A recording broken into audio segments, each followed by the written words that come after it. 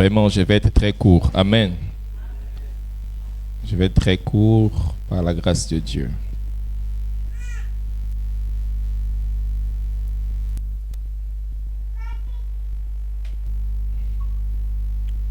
Alors, ce soir, je veux vous proposer un thème.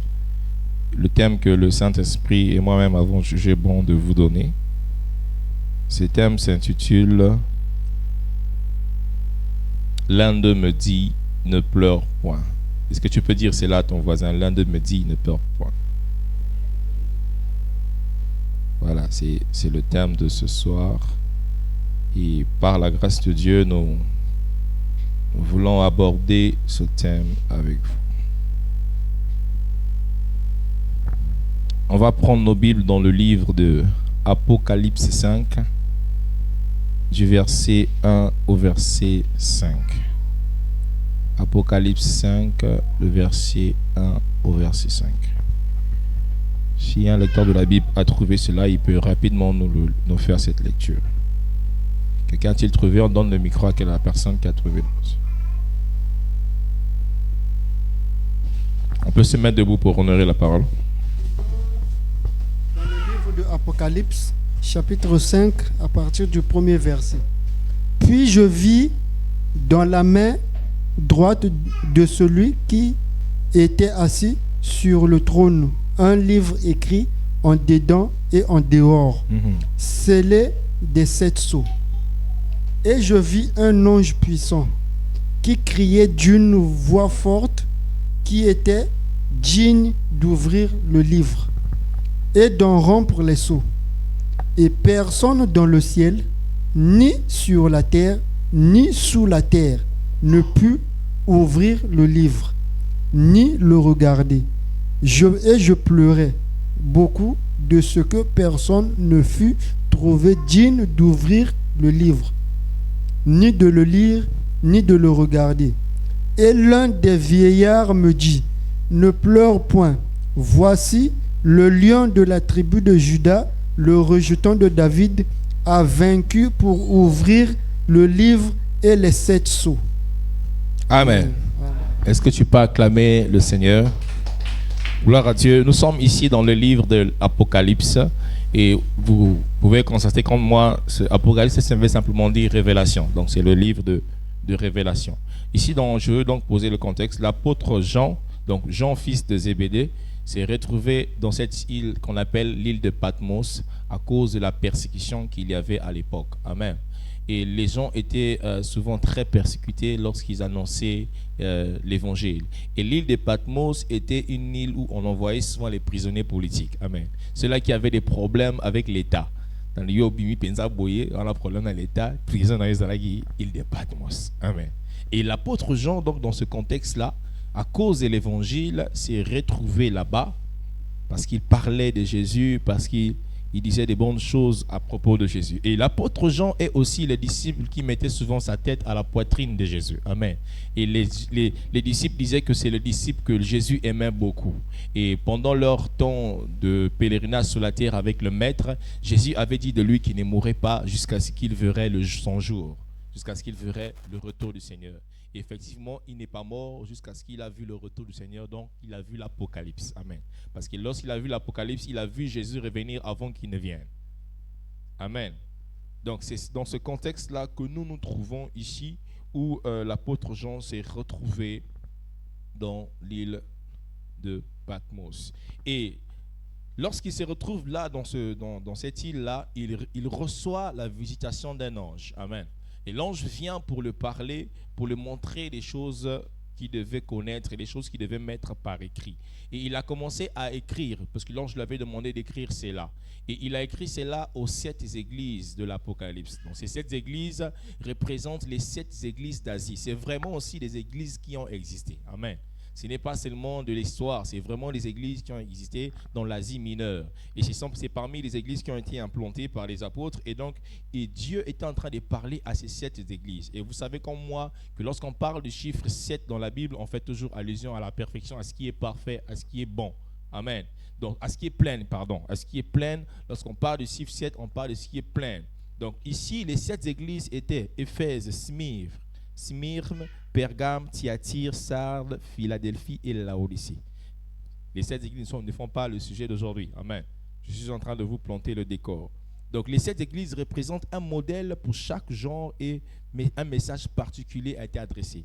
Et je vous rappelais, je crois que j'avais parlé de cela ici, et j'avais parlé de l'église de Philadelphie qui était le bon modèle que l'église devait suivre parce qu'il était resté fidèle. Amen. Et ainsi,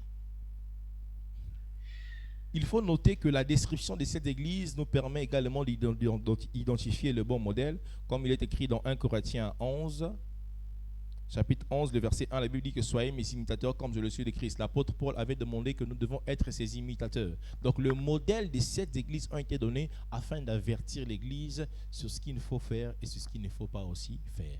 Sur le genre d'église que nous pouvons bâtir et sur quel modèle on peut bâtir l'église. Est-ce que vous êtes avec moi?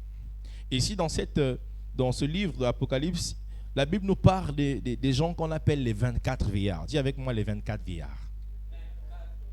J'aimerais déjà vous avertir. Je ne veux pas faire une prédication eschatologique. Amen. Mais je veux me servir de ce texte afin de vous emmener quelque part. Mais je ne peux pas vous emmener là où je veux sans pourtant vous poser dans ces bases. Amen. Et si on parlait des 24 vieillards, et alors qui sont les 24 vieillards? Dis à ton voisin, qui est les 24 vieillards? Qui sont les 24 vieillards? Ok. Eh bien, en ce qui concerne les 24 vieillards, je sais que vous l'avez lu ça dans la Bible, souvent ça vous fait un peu mal à la tête, chacun veut comprendre, mais les anani, c'est aux anani. Là, je vois déjà les lecteurs de la Bible commencent à sourire. Amen. Mais dans les 24 vieillards, vous savez, il y a plusieurs thèses qui est dedans. Beaucoup d'explications ont été données en ce qui concerne les 24 vieillards. Il existe plusieurs types d'interprétations. Et moi, je vais donner ces interprétations et je vais vous dire ce en quoi moi je crois. Amen.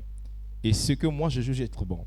Il y a certains qui disent que les 24 vieillards seraient des êtres angéliques. Amen. D'autres disent que c'est des êtres angéliques. Il y a même des théories qui disent que non, ce sont des êtres que Dieu avait créés avant et ils ont toujours été dans le conseil de Dieu, des choses comme ça. Amen. Et ça, c'est une forme d'interprétation qui a été donnée. D'autres encore disent que ce sont des hommes. Amen. Donc voici donc en quelque sorte ces tendances-là. Ceux qui disent qu'ils sont des êtres spirituels qui remplissent le rôle de conseil. Ceux qui affirment cette idée disent qu'ils sont des êtres créés avant l'univers physique. Les 24 vieillards ont été créés avant même l'univers physique. Ça, c'est ce qu'ils disent. Et ils affirment que ces êtres sont dotés d'intelligence et donc remplissent les fonctions de conseil de Dieu. C'est ce qu'ils disent. Parce qu'en fait, dans la Bible, lorsqu'on parle de vieillard, on ne voit pas seulement que Motamobangue. Le terme vieillard montre aussi la sagesse, montre quelqu'un qui est mature. Alors dans ce cas, dans ce sens-là, ils disent que ce sont ces êtres-là qui siègent dans le conseil de Dieu. D'autres encore disent qu'il s'agit des anges. Ceux-ci disent que des anges ce sont des anges vêtus de blanc qui célèbrent la liturgie divine parce qu'ils sont là depuis la création. C'est ce qu'ils disent. Et ils s'appuient par le fait que lorsqu'on parle d'eux, on a l'impression que dans l'Apocalypse, on fait une différence entre eux et les hommes. Et en cela, ils prennent les passages tels que Apocalypse 7, le verset 13 à 14, et Apocalypse 4, le verset 11. Donc, par exemple, dans Apocalypse 7, le verset 13, on dit « Et l'un des vieillards prit la parole et me dit, ceux qui sont vêtus de robes blanches, qui sont-ils et d'où sont-ils venus ?» Je lui répondis, mon Seigneur, tu le sais, et il me dit, ce sont ceux qui viennent de la grande tribulation. Donc vous voyez que là, quand ils posent la question, ils ont l'impression que, bon, comme les vieillards, ils sont en train de montrer ceux qui viennent de la grande tribulation. Donc certainement, ce n'est pas des êtres humains, d'après cette théorie. Amen. Et alors, ceux-là qui disent qu'il s'agit des hommes. Amen. Et c'est là où moi je suis. Amen. Est-ce que tu comprends? C'est là où moi je veux vous situer et je vais vous expliquer pourquoi moi je crois cela. Amen. Comme disait un serviteur de Dieu, quand tu prêches la parole de Dieu comme ça, tu parles de 24 vieillards, il y a d'autres aussi qui ont fait des recherches avant de trouver pas comme ça. Amen. Et nous, quand tu veux parler de cela, il faut bien expliquer.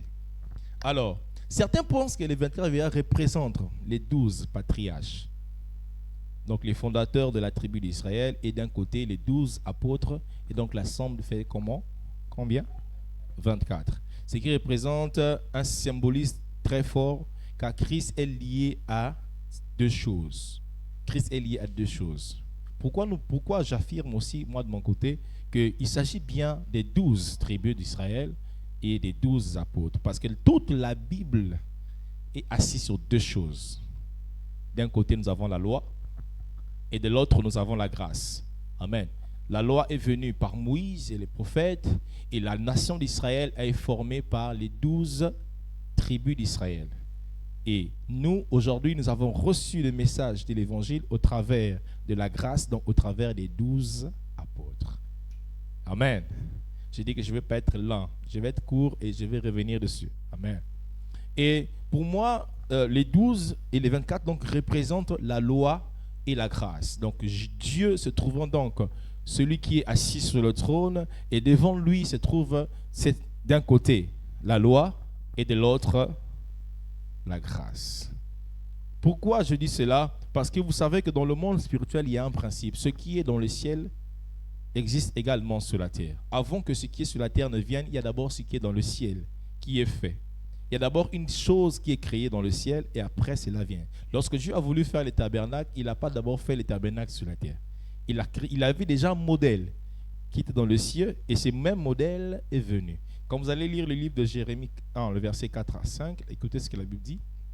La parole de l'Éternel me fut adressée en ces mots. Avant que je ne t'eus formé dans le ventre de ta mère, je te connaissais.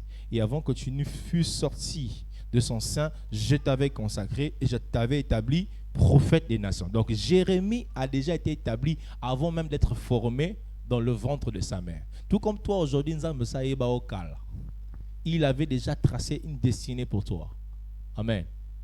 Je ne dis pas que c'est le cas pour tout le monde, mais c'est surtout le cas pour ceux que Dieu a appelés. Amen. Et donc la nation d'Israël a déjà existé dans la pensée de Dieu avant d'exister sur terre. Tout comme l'Église existait déjà dans la pensée de Christ avant qu'elle n'ait existé sur la terre. Et donc l'Apocalypse est un livre qui renferme des symbolismes très forts et très souvent les gens ont peur de s'y aventurer pour ne pas dire n'importe quoi. Amen.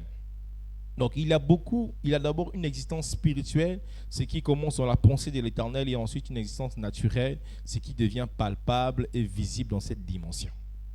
Amen. Est-ce que vous êtes avec moi? Est-ce qu'il y a quelqu'un qui est perdu dans la salle?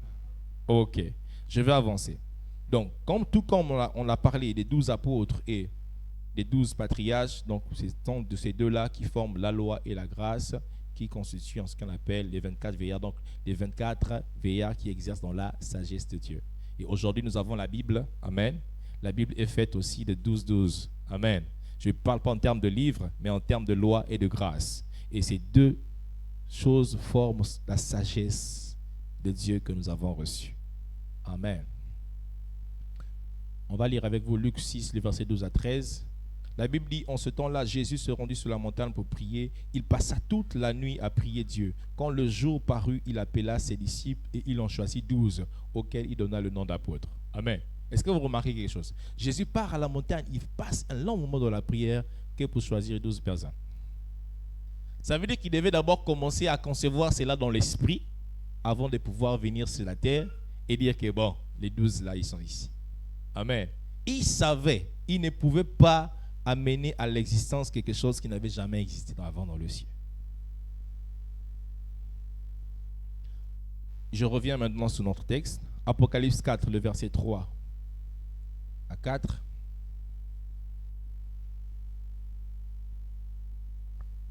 La Bible dit ceci: celui qui était assis avait l'aspect d'une pierre de jaspe et de sardoine, et le trône était environné d'un arc-en-ciel semblable à de l'émeraude. Autour de lui, autour du trône, je vis 24 trônes, et sur ce trône, 24 veillards assis, revêtus de vêtements blonds, et sur leur tête des couronnes d'or. Reprenons encore avec moi Matthieu 19, verset 28. La Bible dit ceci: Jésus leur répondit, je vous le dis en vérité, quand le Fils de l'homme au renouvellement de toutes choses sera assis sur le trône de sa gloire, vous qui m'avez suivi, vous serez les mêmes assis sur 12 trônes et vous jugerez les 12 tribus d'Israël. Waouh! Est-ce que vous voyez ce que je vois? Donc Jésus avait bel et bien promis 12 trônes aux disciples, et donc c'est ces 12 trônes y associés aux 12 tribus d'Israël que nous avons en fait 24. Dans la Bible, le premier passage que nous venons de lire Voici ce qu'il est dit dans Apocalypse 5, le verset 5. La Bible dit, et l'un des vieillards me dit, ne pleure point, voici, le lion de la tribu de Juda, le rejeton de David, a vaincu pour ouvrir le livre et les 7 sceaux. Amen. J'aimerais te parler du lion de la tribu de Juda. Dis avec moi, le lion de la tribu de Juda. Lorsque Jean s'est retrouvé dans cette vision, il a vu que le ciel était tellement calme. Un livre était ouvert et personne n'avait le droit ni la capacité même de lire ce livre-là. Et c'est à ce moment-là qu'il a commencé à pleurer parce qu'il a vu qu'il n'y avait personne pour pouvoir découvrir les mystères qui étaient là. Et l'un des vieillards, donc l'un qui était du côté de l'Éternel, lui a dit, ne pleure pas. Il lui dit, voici le lion de la tribu de Juda. La Bible dit qu'il a vaincu pour ouvrir des livres et de remplir les sceaux. Moi, j'aimerais m'attarder ce soir à te parler du lion. Lorsqu'on parle du lion, on parle de quoi? On parle d'une personne qui représente l'autorité. Amen. Lorsqu'on parle du lion de la forêt, le lion de la forêt, c'est le roi. Le lion de la forêt, c'est celui qui a le pouvoir. Le lion de la forêt, c'est celui qui domine. Or, dans le domaine de l'esprit, la forêt représente le monde. Or, Jésus-Christ est le lion de la tribu de Juda. Et même dans ce monde-là, il reste le lion. Amen. Et certainement, dans ta vie, tu as un livre qui n'est pas encore ouvert. Tu as un livre qui est encore fermé. Un livre dont tu ne connais pas la révélation. Parce que le livre qui était scellé représentait toute la révélation de ce qui devait arriver. Et la révélation de ta vie ne peut pas être découverte si tu n'as pas le lion. Amen. Tu ne peux pas connaître qui tu es si tu n'as pas le lion. Tu ne peux pas vaincre l'ennemi dans ce monde si tu n'as pas le lion de ton côté. Or, le lion représente l'autorité, le lion représente la royauté, le lion représente le pouvoir, le lion représente la domination. Amen. Jésus a d'abord été l'agneau avant d'être le... Et l'agneau est celui-là qui ôte le péché du monde. Le lion est celui-là qui manifeste l'autorité. L'agneau est celui qui a pardonné les péchés. L'agneau a effacé les péchés. Jean-Baptiste a dit que voici l'agneau de Dieu qui ôte le péché. Pour cela qui était dimanche, je vous ai parlé du roi Saül. Saül devait recevoir l'onction royale. Amen. Et lorsque l'huile a été mise sur lui, il a fallu que Saül puisse rencontrer 3 choses. Il a rencontré 3 choses. Il a rencontré 3 choses. Lesquelles étaient là? C'était quoi d'abord? On avait le veau. On avait quoi encore? Le pain et on avait le vin. Il a fallu qu'il rentre en contact, en connexion avec ces 3 choses. L'agneau qui représentait le veau pour que ses péchés lui soient pardonnés. Le pain qui représentait la parole afin qu'il ait la révélation de Dieu. Le Saint-Esprit qui représentait le vin pour qu'il soit revêtu de la puissance de Dieu. Amen. Et donc tu ne pouvais pas être dans cette onction royale si tu n'avais pas encore ces choses-là. Or, toi, chrétien, tu as de ton côté le lion de la tribu de Juda. Quelle est la circonstance qui se place devant toi où tu es incapable d'exercer cette autorité? Amen. Quelle situation se place devant toi? Tu es encore dans la phase où tu n'as que l'agneau, où tu te plains de tes péchés, tu passes ton temps à pleurnicher, à croire que Dieu t'a abandonné, à croire que tu n'es pas avec le Seigneur, ton livre est encore scellé. Amen. Ton livre est encore scellé. Et c'est là où tu es en train de pleurer. Quand ton livre est scellé, tu ne connais pas la révélation qui est derrière. Et c'est normal que tu sois en train de pleurer. Les pleurs de Jean n'ont pas continué lorsqu'on lui a dit que voici les lions de la tribu de Juda. Dès lors qu'on lui a dit voici les lions de la tribu de Juda, c'est là où il a arrêté de pleurer. C'est là où il a cessé de pleurer. Il ne pouvait pas continuer de pleurer s'il avait le roi de son côté. Il ne pouvait pas continuer de pleurer s'il avait son yaya. Imagine un peu aux yaya na moko azamakasi sko ba beti na karti. Yo kayo, na obenga yaya nanga. Amen. Généralement c'est ça. Quand on était enfant c'est ça. Ba beti yo ko benga yaya wana za makasi. Yo za makasi te metango zo ya kana yaya yo pozo ya penza, on peut dire yo rapenza na na yaya moko penza. Tu comprends? Donc Jésus représente le lion. Il est de ton côté. Les chrétiens sont comme les enfants, des personnes. Azana lion morobo à mon nene, mais azoli là. Je me rappelle lorsque nous étions à CMS de l'autre côté, à Globaline, nous avons reçu à l'église un petit seulement. Il pouvait avoir l'âge de ce jeune homme qui me regarde. Ce petit-là, il était à peu près cet âge-là. Ce petit-là venait à l'église. Dès qu'on a ouvert l'église, il était le premier à être là. Motivé à servir Dieu. Bon, mais déjà, quand je l'avais vu ce jour-là, j'ai dit non. En tant que lion, mon taux, non, sentir mon taux anormal. Amen. Quand tu es lion, tu sentiras aussi qu'il y a un autre lion, mais qui n'est pas le genre de ton lion à toi. Amen. Il y a un lion qui dévore et un lion de la tribu de Yosa Mokonzi. Pourquoi Yosa Mokonzi? Parce que Christ en toi, c'est l'espérance là. Quand Jésus en toi, ce n'est plus toi qui vis, c'est qui? C'est Christ qui vit en toi. Et lorsque les gens te verront, ils verront qui? Ils verront Christ. Ce petit venait à l'église comme ça, les gens ne savaient pas, or qu'il était sorcier.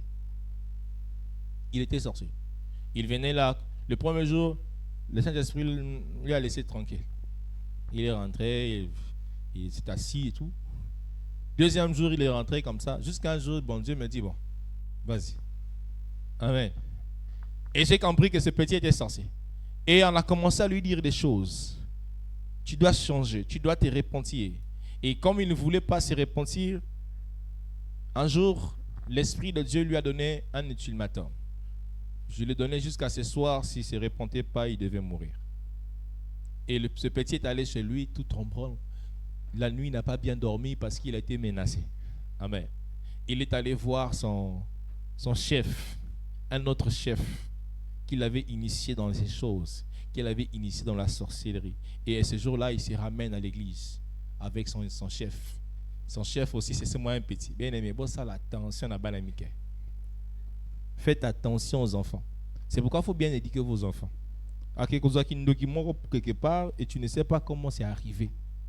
Et dans la maison, ça sera seulement des pleurs. Effectivement, ce petit était devenu un grand problème chez lui à la maison.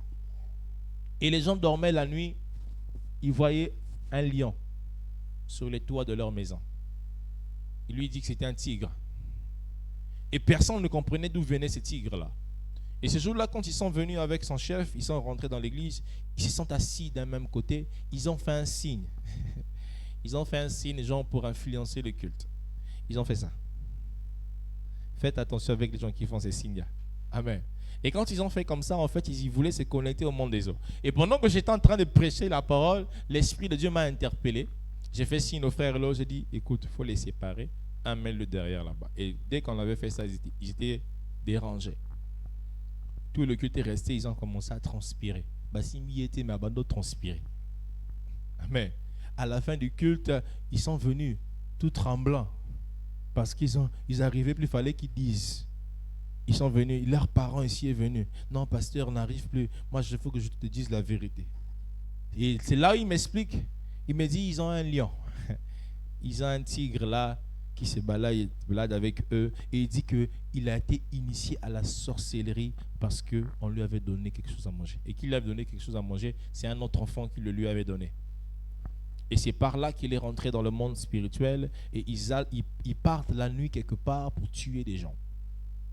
Et le jour-là, quand je lui ai dit que si il ne confessait pas, il me dit que ce jour-là, il a très mal dormi. Il a senti la mort venir.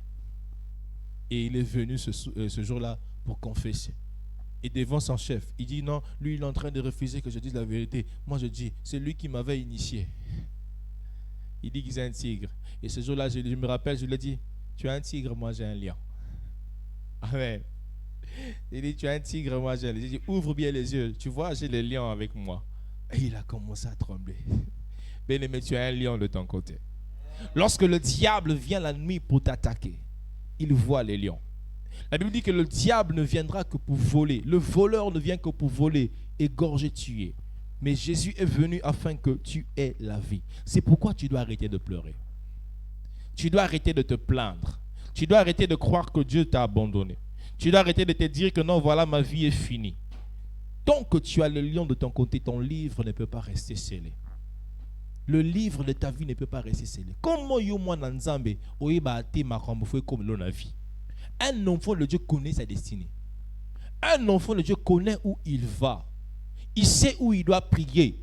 Il sait où il doit s'établir parce qu'il a le Dieu des révélations avec lui. Bien-aimés, nous sommes dans un livre qui parle de la révélation. Et Jean était inquiet. Comment il pouvait commencer à écrire une révélation qu'on ne lui a pas révélée? Hein? Comment il pouvait écrire une révélation qu'on ne lui a pas révélée? Il ne pouvait pas commencer à se balader dans le monde spirituel seul, cherchant la révélation. Il avait besoin du lion de son côté. Et l'un des vieillards lui a dit, ne pleure pas.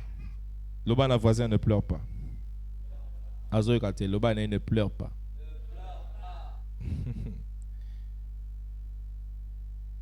Je vous ai dit que je serai court. Donc mon dernier sous-point, c'est ne pleure point, voici le lion. Amen. Ne pleure point, voici le lion. Alors je vais vous parler de l'autorité du lion de la tribu de Juda. La tristesse de Jean était due au fait que personne ne pouvait révéler ce que était entre les mains de Dieu. Personne ne pouvait révéler cela. Et ainsi, il a été triste dans son cœur.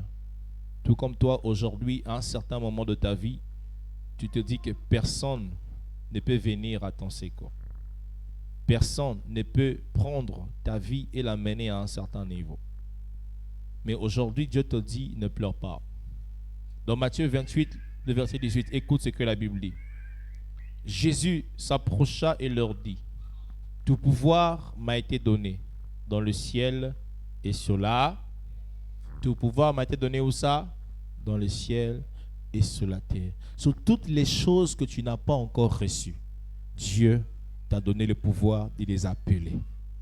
Sur toutes les choses sur la terre que tu n'as pas encore construites ou que tu n'as pas encore établies, Dieu te donne le pouvoir d'établir et de créer cela. Dans le ciel, on a tout esprit et toute divinité.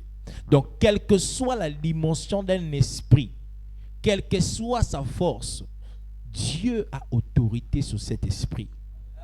J'aimerais que tu en sois conscient, consciente ce soir. Quelle que soit la soi-disant ou la soi-disant personne qui soi-disant détient ta vie, Dieu a autorité sur lui. Tu n'es pas n'importe qui. Tu as aussi le pouvoir sur la terre. Tu as le pouvoir sur la terre. Pendant que je dis pouvoir sur la terre, le Saint-Esprit est en train de me rappeler quelque chose. Comment pouvez-vous expliquer? Un homme prend ça où? Commence à cultiver la terre. Jette un peu de l'eau, met des graines, repart chez lui. Quelques temps après, la terre produit. Comment tu peux expliquer cela? Tu vas dire quoi? C'est seulement les grains, on a mis là, et puis c'est l'eau là qui a fait. Ça a poussé ça même. Hein? Ça a poussé ça même. Pourquoi? Parce qu'il y a un pouvoir spirituel que Dieu a donné à l'homme, que lorsqu'il va prendre ça et ça, il va mélanger comme ça, il va appliquer tel que l'ordre spirituel a été établi, ça doit produire du fruit. Amen. C'est pourquoi tu as aussi le pouvoir sur la terre. Et lorsque tu montes en prière jusqu'à un certain niveau, Dieu te dit, entre en jeûne. Lorsque tu montes en prière jusqu'à un certain niveau, on continue des prières. Lorsque tu montes en prière jusqu'à un certain niveau, tu dois aussi expérimenter l'agneau. Parce que le lion ne peut naître que si l'agneau a déjà été sacrifié. Le lion ne peut pas naître sans que l'agneau ait été sacrifié. Il ne pouvait pas devenir le lion de la tribu de Juda si au départ il n'avait pas été l'agneau. Il a fallu qu'il aille jusqu'à la croix, récupérer l'autorité volée par le diable entre les mains de l'homme, le récupérer, établir sur la terre des hommes auxquels il aurait cédé son autorité, devenir le lion d'une tribu, non pas seulement d'une tribu humaine, mais aussi d'une tribu invisible, qui est l'église spirituelle matérialisée sur la terre, nous aussi église. C'est pourquoi il dit, tout pouvoir m'a été donné dans le ciel et sur la terre. Jésus n'a pas limité son pouvoir qu'en Israël. Mais il a aussi engendré les 12 apôtres. Il n'avait pas que les 12 tribus d'Israël, mais il y avait aussi les 12 apôtres. Et l'ensemble des 24 formait une ligue puissante de l'Église. Amen. Donc Dieu a réellement le pouvoir, mes frères. Jésus a réellement le pouvoir. Si aujourd'hui, au travers des dons de l'esprit, on arrive à naviguer dans le domaine de l'esprit, commence à donner des paroles de connaissance, c'est parce que l'autorité que tu as reçue de Dieu te donne autorité sur tout esprit. Ça veut dire que nengo zawana, o lingo lingate, parole anza mezo kotayo et tanga pensée na yo et expliquer vie. Pourquoi? Parce que la parole a autorité sur tout esprit, même l'esprit de l'homme. Amen. Dis avec moi l'autorité du lion. Comment se manifeste cette autorité? L'autorité du lion se manifeste lorsque nous faisons appel à lui. Lorsque tu fais appel à lui, il vient à toi. Amen. Romains 10, verset 13 dit, quiconque invoquera le nom, quiconque invoquera le nom du Seigneur sera. Dans le quiconque là, il y a chrétien. Dans le quiconque là, on a dit chrétien, on a dit pasteur, on a dit évangéliste, apôtre. Quiconque. N'importe qui. Là, on ne parle pas aux amotamasumu, aux anciens. N'importe. Peu importe qui tu es. Il suffit seulement, dans une situation donnée, tu cries Jésus. On dirait le monde spirituel quand ils entendent Jésus. La première réaction, ils lâchent d'abord le truc. Ils vont chercher à comprendre après c'est qui. Première réaction, Batikinani. Le nom le plus puissant. Amen. On ne blague pas avec cette autorité. Bien aimé, j'ai reçu quelqu'un une fois, c'est un frère. Bon, il vivait dans le péché, s'il a changé, du gloire à Dieu. Il était en train d'expliquer quelque chose qui m'a quand même fait raisonner. Et puis quand j'ai lu le quiconque, c'est là où j'ai compris. Il dit ceci. Dans sa folie, il est allé dans une chambre d'hôtel avec une fille en train de commettre l'impudicité. Amen. Assis ici qu'on commettre impudicité naïe. Avani nambeto. Amen. Alali. Or, dans cette chambre d'hôtel, il y avait un esprit bizarre. Lui, il ne savait pas. Il s'est mis là, il s'est assis là. Et pendant qu'il était là, il a vu une main sortir du mur. Amoni le boko bimi na mur. Une main qui est sortie du mur. Cette main est venue vers lui, n'était finesse. Ah, Jésus. Quand il a vu ça, bien aimé, si c'était toi et moi, on va dire d'ailleurs. Mais quand il a vu la main, première réaction, Jésus! Quand il a dit Jésus, la main est partie. Et dans une minute, il a cherché la porte. Et il est parti. Bien aimé, auto commettre impudicité. Réaction d'Aya Liboso, Jésus. Première réaction du diable, Atikienal. Amen. C'est ainsi que quiconque invoquera le nom du Seigneur sera. Et on moussous ba komemela o monto moko boye petit moko boye na lopango na bino aza malade akomo kufa. Ne cherche pas d'abord oyamisa Yesu. Cherche d'abord à invoquer comme le fait que bayo lukayo, il invoque déjà le nom de Jésus. Il y a des miracles quand Jésus faisait. Il ne posait pas la question au semble dans la synagogue. Tu es de quelle synagogue? Au nom de synagogue de... Non, Jésus n'avait pas le temps. Amen. Il dit, si tu crois, tu verras la gloire de Dieu. Crois-tu que je peux faire cela? Oui, Seigneur, je le crois. C'est comme toi là, tu es venu ici. Certainement, tu attends quelque chose de la part du Seigneur. Mais est-ce que tu crois qu'en priant, lorsqu'on va prier après ici, est-ce que tu crois que cela se fera? Si tu crois, cela se fera. C'est ça le pouvoir du nom de Jésus.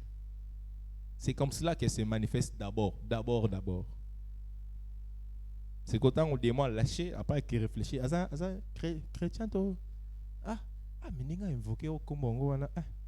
On ne blague pas avec le nom de Jésus. Dans le monde de ténèbres, on ne prononce pas le nom de Jésus. On lui appelle maître. Même Satan ne le prononce pas le nom là ici. Quand tu écoutes les témoignages des satanistes qui se sont repentis, par le banao, comme on va prononcer en côté. Ils diront c'est moi le nom là, le maître là. Et toi et moi on prononce ce nom puissant. Yango moni sozo là la ndoto. Osolo ba. Voyez ce bimaté. Il y a un problème. Qui a déjà fait ce rêve?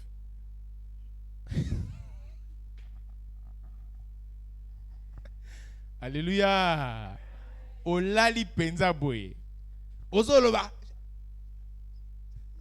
Yeah. Ça sort pas, mon pépé. Pourquoi c'est comme ça? Le diable sait.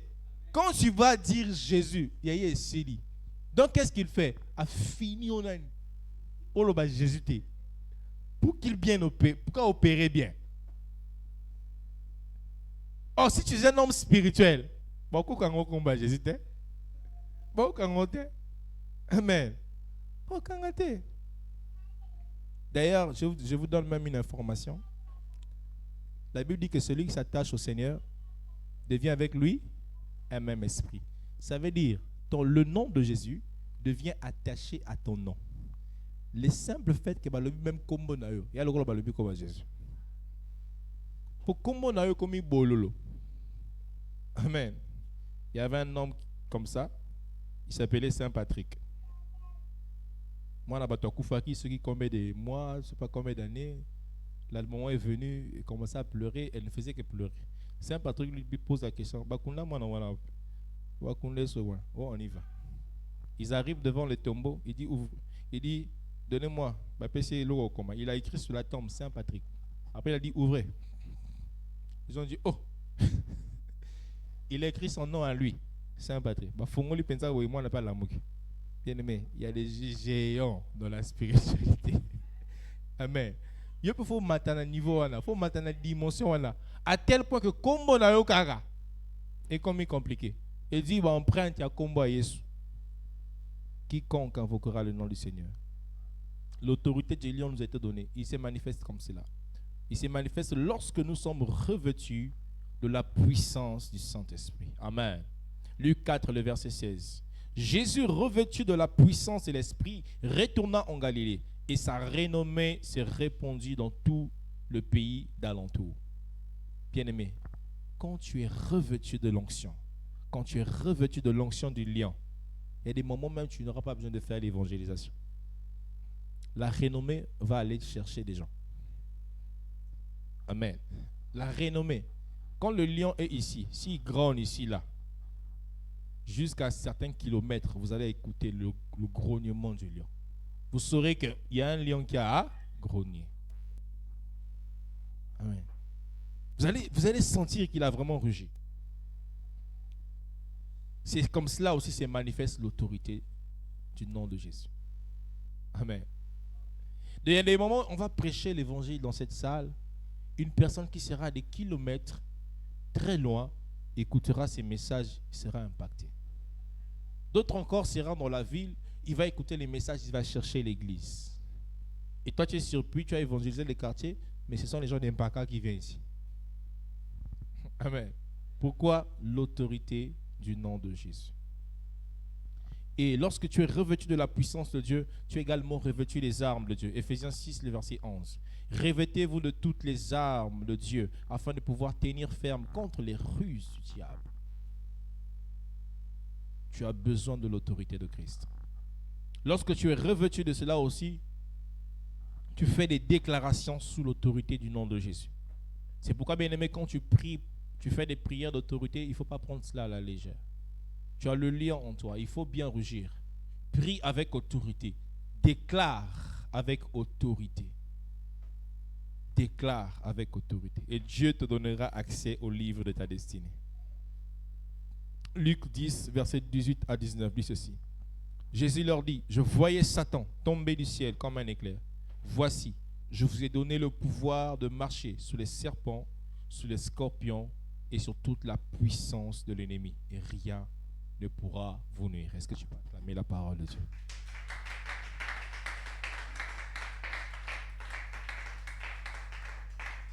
Alors tu vas déclarer avec moi, voici le lion de la tribu de Juda, le rejeton de David a vaincu pour ouvrir le livre et ses 7 sceaux. Si tu crois cela, tu dois pouvoir aussi l'appliquer. Aujourd'hui, s'il y a quelque chose qui ne marchait pas dans ta vie, Dieu doit être en mesure de te le révéler. Si les hommes s'élevaient contre ta destinée, tu dois exercer l'autorité du lion. Tu dois pouvoir agir comme un lion. Et tu dois arrêter de pleurer parce que tu as dit que tu as vu le lion. Je vais vous donner un témoignage d'un homme de Dieu qui avait donné ce témoignage. Il dit qu'à chaque fois qu'il dormait la nuit, il rêvait d'un lion qui venait les menacer. Et quand il dort, il voit le lion rentrer dans sa chambre, commencer à les menacer. Il ne savait pas comment faire. Et chaque fois, il s'est réveillé fatigué, homme de Dieu. Et un jour, il a dit non. Ça ne peut pas continuer. Il a fait un exercice spirituel très fort. Il est rentré chez lui le soir, il a prié le Seigneur. Il a dit à son esprit, mon esprit, lorsque ce lion viendra, j'aimerais que toi, tu deviennes le lion de la tribu de Juda. Amen. Il a prié comme ça. Il s'est endormi. La nuit, lorsque le lion là, il vient et rentre chez lui. Il dit, il a vu son esprit s'élever. L'esprit n'est commis qu'au lion de la tribu de Juda. Il a frappé ce lion correctement. Et il s'est rendormi. Depuis ce jour-là, il n'avait plus jamais revu ce lion. Ce sont des choses spirituelles, mes frères. Ce sont des choses spirituelles que tu dois accomplir. Moi-même, ici, je vous ai donné un témoignage. Je dormais chez moi. Pendant que je dormais, j'ai vu un ange dans la maison rentrer chez moi. Il commençait à marcher. Ange a intercédé. Alors, ça missionnaire. Il a marché chez moi, il a marché, il est rentré jusque dans la chambre. Il est rentré et il est sorti. J'avais envie de me réveiller. Mais mon corps refusait. La mouka, mon corps refusait. Et j'ai dit à mon esprit, vas-y, va prier. Toi aussi, va intercéder. Et j'ai vu mon esprit sortir, paix. Il a commencé à marcher au salon. Il a fini son travail, il rentre dans la chambre et il revient à moi. Moi-même, je me suis dit, et tu dois connaître les choses spirituelles. Parce que, écoute, le Saint-Esprit qui est avec toi peut te donner d'exercer le côté spirituel de la parole de Dieu. La Bible dit qu'en réalité, dans l'homme, c'est l'Esprit, qui est le souffle de Dieu Tout-Puissant. Ça veut dire que tu peux aussi demander à ton esprit de faire certaines choses. Parce que tu t'attaches au Saint-Esprit. Et tu es avec lui en même esprit. C'est pourquoi l'esprit prophétique, lorsqu'il est dans la salle, il peut naviguer. Un prophète, lorsqu'il est là, il peut commencer à kotanga yo penza tata moi sinayo assis sina numéro de téléphone assis si maromne sa côte abimi. Ça c'est la grâce qu'ils ont. Toi aussi tu dois rechercher la grâce qui va avec ta taille. Amen. Est-ce qu'on peut prier ce soir? Je vais demander à la technique de nous mettre ensemble et on va prier. Je demande à la technique de nous mettre ensemble. Pendant que la technique nous met ce son, je veux inviter le berger Rajiv. Il va nous conduire dans des temps de prière par rapport à ces moments.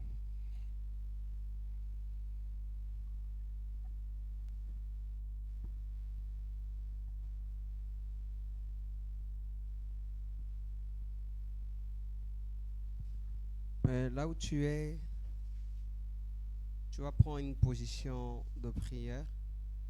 Tu vas d'abord dire merci à Dieu pour ces révélations que tu viens d'écouter. Mais il y a beaucoup de gens qui ont besoin d'écouter ces vérités, d'écouter ces révélations, mais ils n'ont pas l'occasion. Pour certaines choses de la vie, tant que tu n'es pas révélé, moi, au bimanango, exaté. Alors ce soir, tu vas dire merci Seigneur pour ces grandes révélations que tu viens encore de nous donner. Que ton nom soit béni, que ton nom soit élevé. Pour cela, élève ta voix, dis merci à Dieu. Père, merci encore pour ces révélations. Merci encore pour ces révélations, Dieu, que tu viens de nous donner en ces lieux. Merci encore, éternel Dieu de gloire. Parce que là, et là, j'ai compris qu'il faut que j'arrête de pleurer. Père, sur certaines situations de la vie, je pleurais parce que j'étais en manque de révélation. Mais ce soir encore, tu viens de me révéler des profondeurs. Alors je te dis infiniment merci. Merci Dieu de gloire. Merci encore pour ces profondeurs. Merci encore pour ces profondeurs. Merci encore pour ces profondeurs. Merci encore pour ces profondeurs, Saint des Saints. Et Yahweh, merci encore pour ces profondeurs. Merci Dieu de gloire. Merci Saint des Saints. Merci Saint des Saints. Merci Dieu de gloire. Merci Dieu de gloire. Merci Saint des Saints. Maintenant tu vas te lever. Tu vas te lever là où tu te trouves. Lève-toi. Je t'attends, toi qui es encore assis. Lève-toi.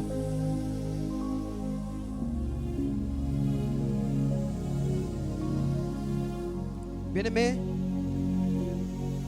sur ce message, nous venons de comprendre quelque chose de très important. Qu'il faut d'abord commencer à avoir l'agneau en toi pour ensuite avoir le lion. Celui qui peut te défendre, celui qui peut te révéler les grandes choses. Mais il y a certains qui ne peuvent exercer cette autorité du lion parce qu'en eux encore, il y a de ces choses-là et bisabango que awa atakutu salina yo rien, ça ne va pas marcher. Vous savez, il y a certaines choses. Il faut que obimisango na poissa. Il faut que tu confesses cela, il faut que tu refuses cela.